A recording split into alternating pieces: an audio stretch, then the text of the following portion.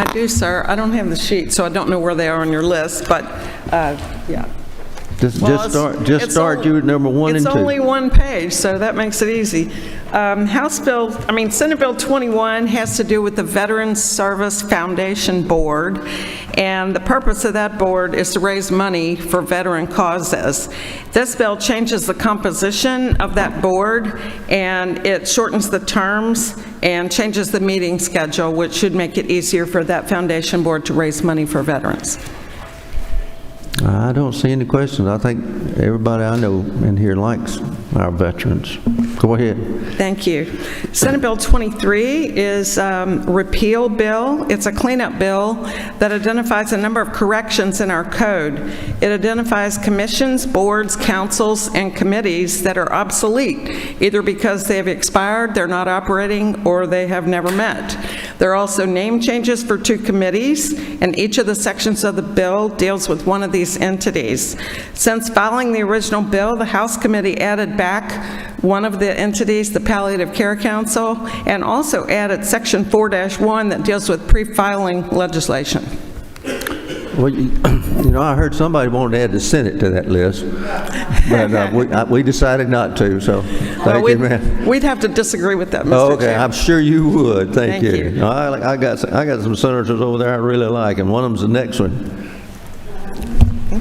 Senator? Yes, sir. Senator Ben Watson. Thank you, Mr. Chairman. On your sheet, it's Senate Bill 65, and this basically allows the state of Georgia to set up a state-based exchange. It will get everybody covered from 100% up to 400% of the poverty level, And this was something that the ACA actually encouraged. 17 states do it now, along with the District of Columbia. Alphabetical order: California, Colorado, Connecticut, Idaho, Kentucky, Maine, Maryland, Massachusetts, Minnesota, Nevada, as they say, New Jersey, New Mexico, New York, Pennsylvania, Rhode Island, Vermont, and the state of Washington.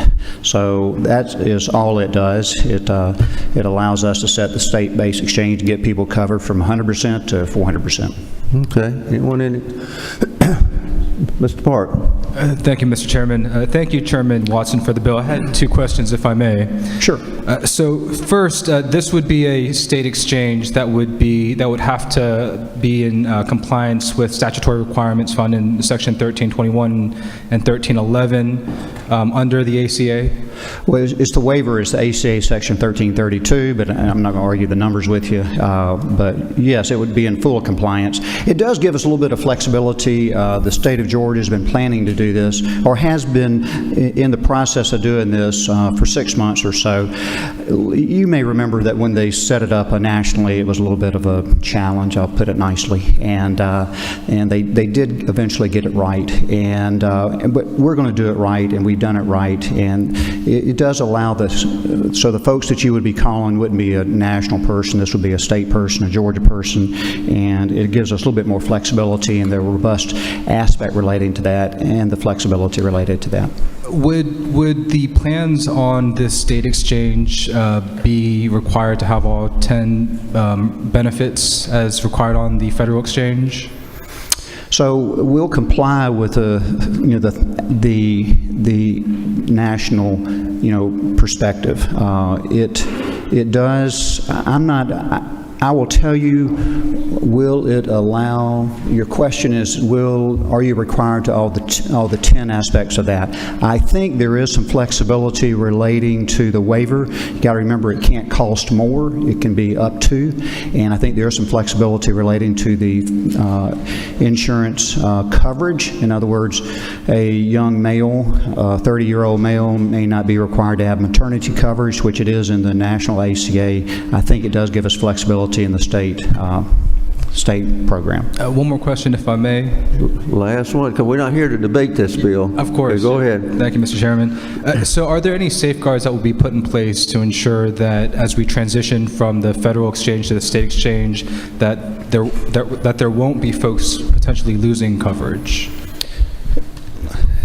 This has been worked out over about 3 years. If you remember, it was the first bill that I did as chair of HHS back 4 years ago. The federal government sued Georgia after it was approved, and they lost on virtually every count. We have crossed T's, dotted I's, and we have made every demand that they have done that. We've done it appropriately, and we're ready to go. Thank you. Mr. Hawkins. Mr. Chairman, isn't it true that this bill will increase access to health care insurance for Georgians? Absolutely. It will cover the gap that was left out with ACA, and Georgia is covering that in a very appropriate fashion. We're bringing insurance down where Medicaid has failed, and we're going to do it in an appropriate fashion, a Georgia fashion. Thank you. It's a great bill. Thank you, sir, for bringing it. Thank you. All right, that's all the questions. Thank you, sir. Yes, sir. Thank you. Mr. Albers. He's another one of my favorite ones. And we got two over there now, especially that last one over there. You know, we're going to ask him what his theme song is when he comes up. So go ahead. Well, good morning and happy birthday, Mr. Chairman. Thanks, sir. Thank you for allowing me to present Senate Bill 128 at the bottom of your sheet. This is the POAB, the Police Officer Annuity Benefit Fund. It is the retirement system for all post-certified law enforcement officers. There is no state funding. It is contributed by the members themselves as well as through fines and fees. This allows that fund to now invest up to 15% into what's called alternative investments. You've seen that we've done this in most all of our pension funds in order to assure that we have a good broad portfolio, and the returns have been extraordinarily higher since we've done that. That just gives them the flexibility to go from 10 to now 15% of the fund. I'm glad to answer any questions, Mr. Chairman. I don't see any. Thank you, sir. Thank you so much. Mr. Rules Chairman. You know, one thing I really like, I like a lot of things about him. One thing I really like, he takes his kids to school in the morning. He takes his kids to school in the morning. Thank you, Mr. Chairman. Now, that speaks volumes. Of course, we got another one down here on this end that drives 4 hours to see his son play baseball too. So, you know, we have some great parents in this organization. Mr. Chairman. We're a child-friendly legislature, Yes, Mr. sir. Chairman. Families first. Well, first off, happy birthday. Thank you, sir. As I've stated, you are the rules chairman. I'm just a rules chairman, so I'm honored to come before you. And in response to your question on my theme song, I will go with what my wife and I, our first dance was to Ain't Too Proud to Beg by the Temptations.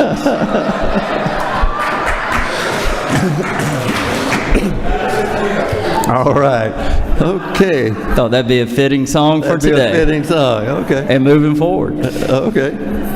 Well, Mr. Chairman and members of the committee, thank you for having me today, and I bring you SB 27. This bill actually may look familiar to you because we passed it a couple of sessions ago, and what it does is does not allow insurance companies to mandate a discount on our optometrists and ophthalmologists if they're not going to put something towards that discount. There was a loophole that was found by a couple of insurance companies, and we're simply coming back and tying up that loophole. Okay. Goodness, I don't see any questions. Oh, hold on. Ooh. Mr. Whip. Mr. Chairman, thanks for bringing the bill. And while today is a very special day in the House, March 9th, we want to make sure that we indicate that January 19th is also a very special day in the House. What's the significance of that day, Mr. Chairman? Well, it's some famous birthdays on that day. Dolly Parton, Janis Joplin, and myself. And yourself. Aren't you January 19th? No, sir. No, Oh, sir. okay. Just me then. All right. Very good. Hold on. Mr. Green. Thank you, Mr. Chairman. I want to report to our Rules Committee that I was so well treated yesterday that we were able Mr. to... Beverly, hold on. You need to see Miss Lewis before you go. Go ahead. Thank you, Mr. Chairman. That we were well treated in the Senate rules yesterday, and two of my bills were taken up, and they're on the floor this morning. Well, Very good. Very And so we good. thank you, Mr. Chairman. We try to be fair and just in the Senate Rules Committee. I really appreciate that. And I tell you, I think he's going to be great to work with. Anybody take their kids to school in the morning, I just think that's great. Thank you, sir. In all fairness, some days I want to beat them when I take them, but Well, you have to remember. I don't. You remember, some days they want to beat you, too. Today was one of them. Thank you, Mr. Chairman. Okay, thank you, sir. All right. Okay, just a little, before we set the calendar for day 32, Monday, before y'all leave, Rules Committee members only, before y'all leave, y'all need to see Miss Lewis. She's got a little something for you. It looks a little like this. So, before you leave, be sure you see her. Okay, we're going to set the calendar for Monday, day 32. Do I hear a move on Senate Bill 21? It's on. I hear a move of Senate Bill 23. It's on. That's the calendar for Monday. Y'all have a good one. Y'all go see Miss Lewis.